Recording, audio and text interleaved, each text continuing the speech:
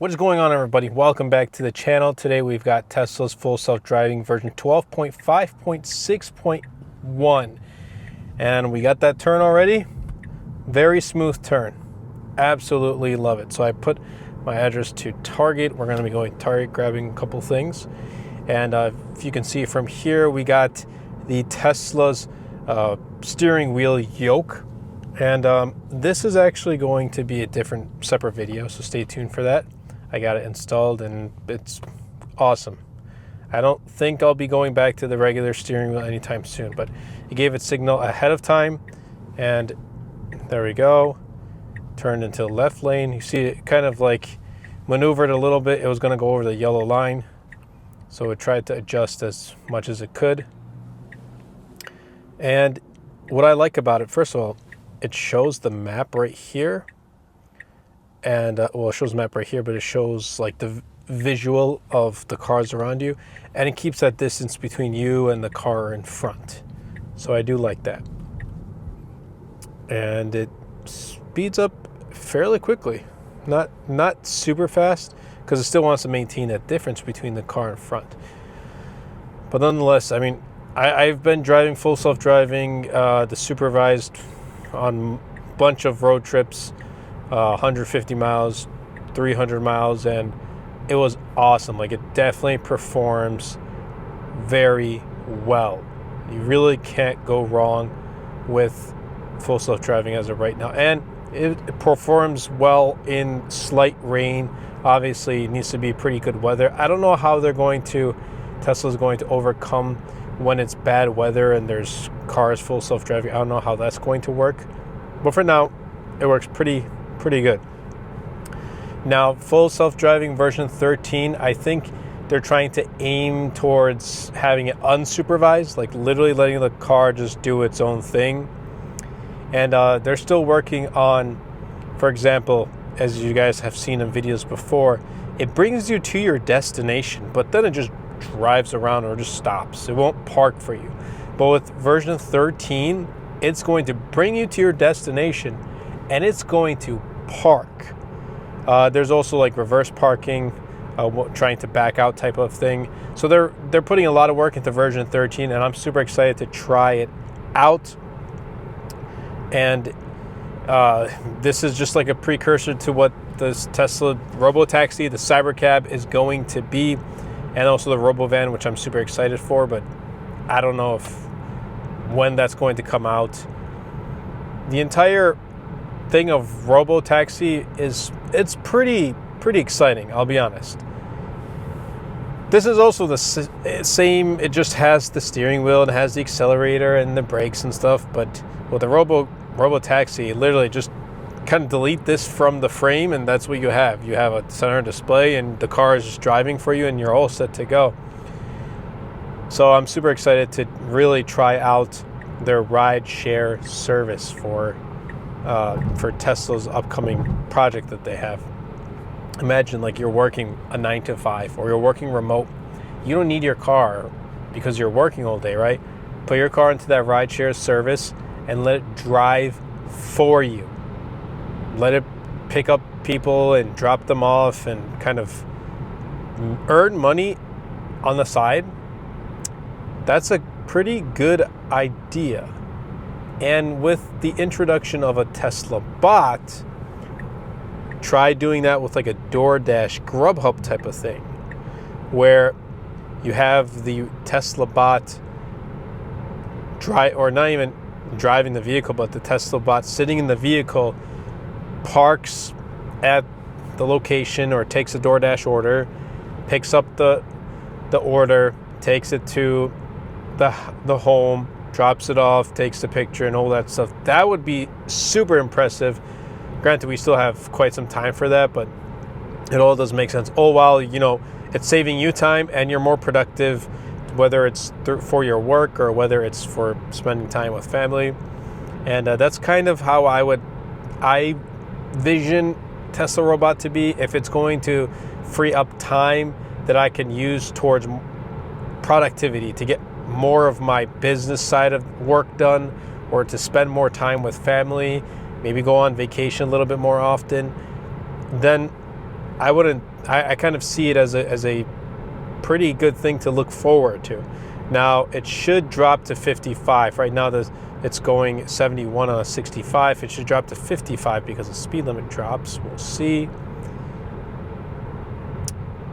And it still didn't drop, which I'm kind of a little scared. Now, there we go. It dropped to 55. Because the reason is if the police pulls me over, I'm going 71 on a 55. That's 16 over. And we don't want that to happen. So it's still going 69 on a 55. It's still going 14 over the speed limit. I kind of hope it slows down. Oh, 84 is the max. I see. Let's do 80 as the max, but like I want it to lower its speed if it can. So it gave a signal ahead of time. And it has to play this really well. Let's see if it does. So there's enough space. The car behind us gave us that space. Gave signal again. Sees that there's no car. And there you go. I think it's going to switch into the very right lane. And it takes its time. It doesn't cut anyone off or anything like that. It takes its time. We're still going 69, 70 on the 55, which is a little concerning. Now we're kind of slowing down because of the car in front. Please pay attention to the road. As soon as like you move your head or look at the screen or whatever, it says please pay attention to the road. I've had numerous times where I'm trying to change like the temperature in the car and it's telling me to please pay attention to the road. Well, then you do it for me. Like it's kind of awkward, but you do get used to it. I did get one strike, but it got reset. So now I'm back at 0 strikes. So I have up to 5 and then kind of done with full self-driving. But for now, you know, we're good. We're playing it safe. Gave that signal real well. It's slowing down because it's got to turn a little bit. Even though the speed limit is 55, just want to play it safe. And also keep the distance between the car in front. I think full self-driving works really well on like expressways, highways, stuff like that. There we go. Gave it left signal. And it kind of does make sense because if you're on the expressway and the highway, a lot of the roads that you're taking are just kind of straight with small like curves and stuff. Then it makes sense for someone to go in full self-driving. Sometimes they'll use autopilot in their other vehicles. But this one, full self-driving and just, you know, relax. Do your own thing. Gave it signal. Made sure I had enough space between the car in front and the car in back. And switch lanes, which I do appreciate.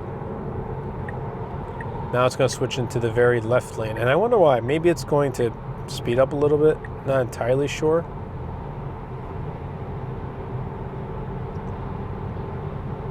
It's currently going 68 on a 55. And it really does kind of beg the questions. I'm not using the vehicle, like I'm not driving it. So if the police were to pull over, and I have footage right here, no hands, like if the police were to pull over, are they issuing a ticket for the driver? Like what's going on? Because like you can argue like I'm not driving the vehicle. And gave signal to the right. There we go.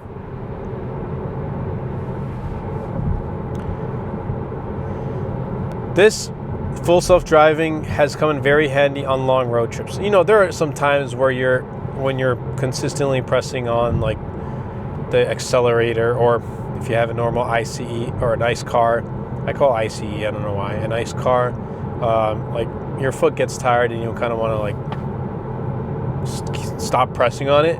So either you'll go into like an autopilot or whatever. But this one, your arms get to rest. Two, if you have like a cup of coffee or you're drinking like a beverage or you have like a snack, you can grab the snack and you're still watching the road while you're eating that snack instead of like looking at your snack trying to eat it at the same time, or like you're dropping crumbs all over. It's like the one thing I don't like.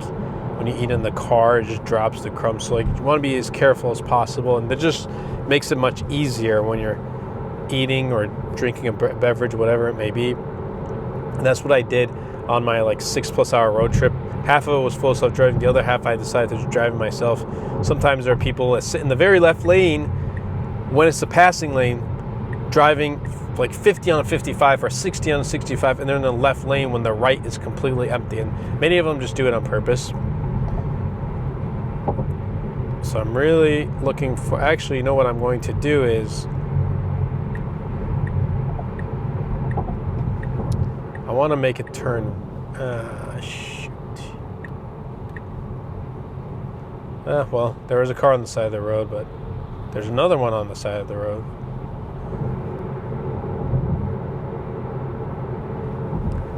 I want to see if I kind of intervene, will it change its route? But I guess not, because right now it's literally taking me to Target. I kind of want to stop by a Dunkin'. Let's do this. Add stop.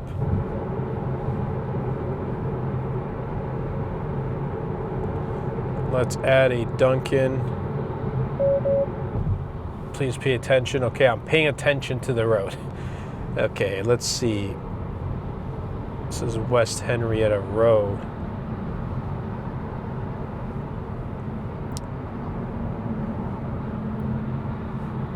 Add stop. Let's do Dunkin' one more time. The reason why I'm saying Dunkin' is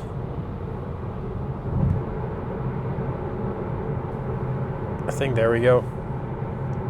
Let's do that.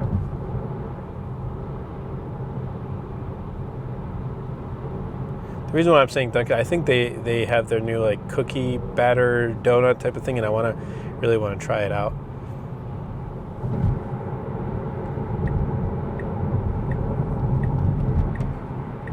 So right now it's taking me to a different Dunkin' I don't usually go to, but that's okay.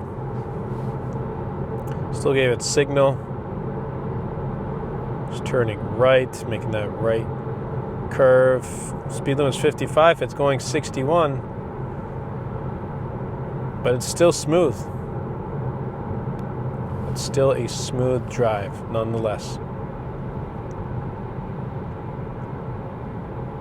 It's not going too fast, not too slow, just right. Gave it signal. And it's smooth transitions. Even when you're at a red light and it turns right or left, it's a smooth transition. And if you've used previous full self-driving versions, you'll notice how much smoother it is.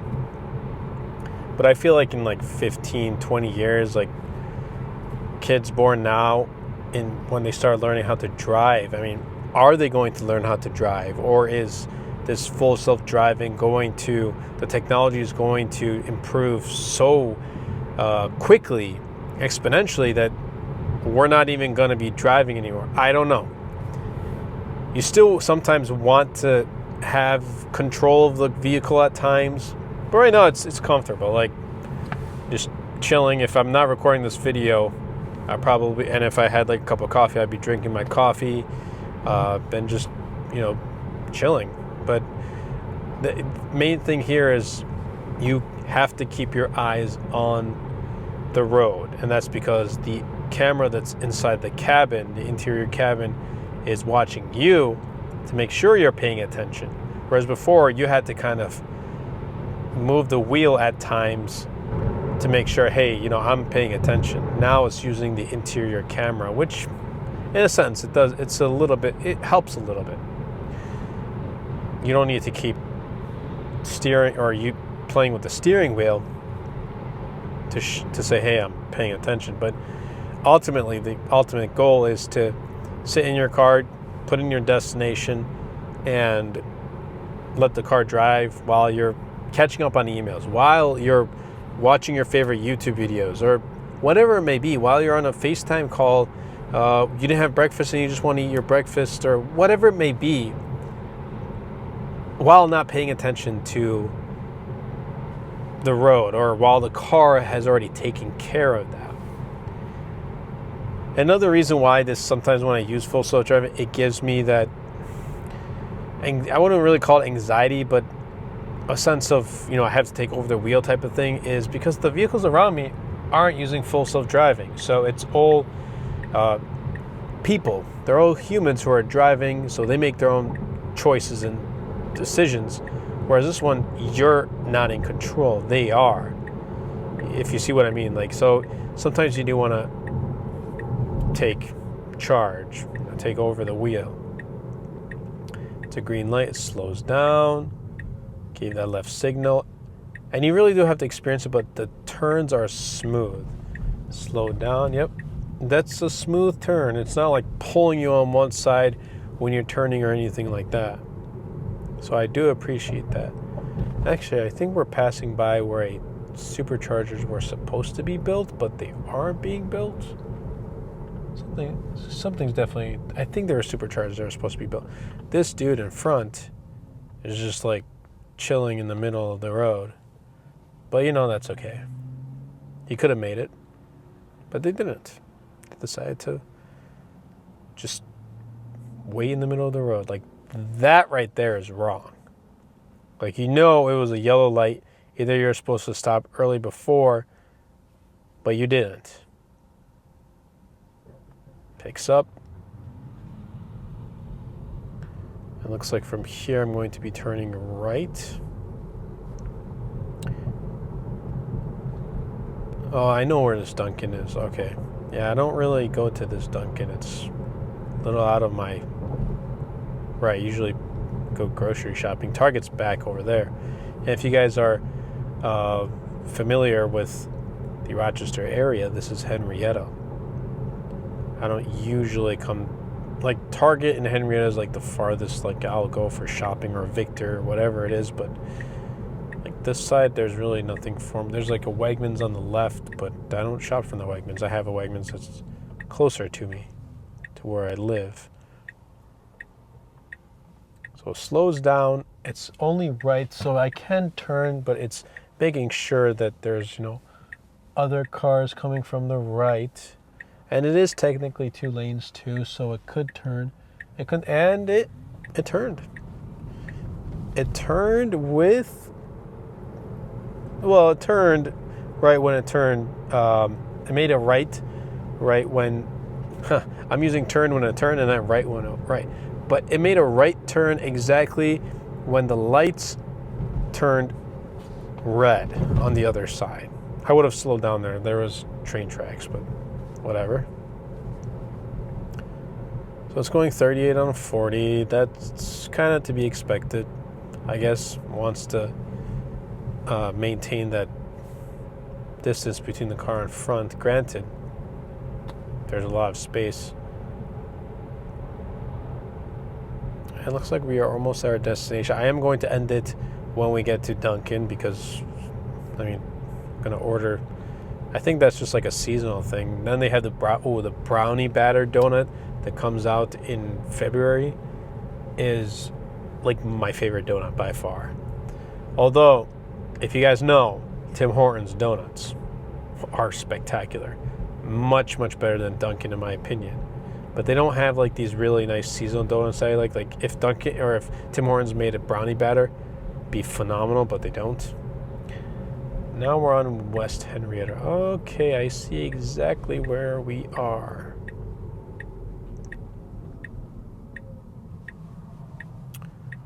All right. Make that right turn. There's no one there. There we go. We got enough time. And it looks like it's going to make another right turn into Dunkin'. Slows down. Makes that right turn. And I'm going to disengage because I'm going to go through the drive-thru. But I hope you guys did enjoy. If you did, definitely be sure to subscribe to the channel, share this video, comment down below your thoughts and opinions. And best of all, just have fun. And let me know if you have a Tesla Model 3 or just a Tesla with full self-driving. And I'll catch you guys in the next video.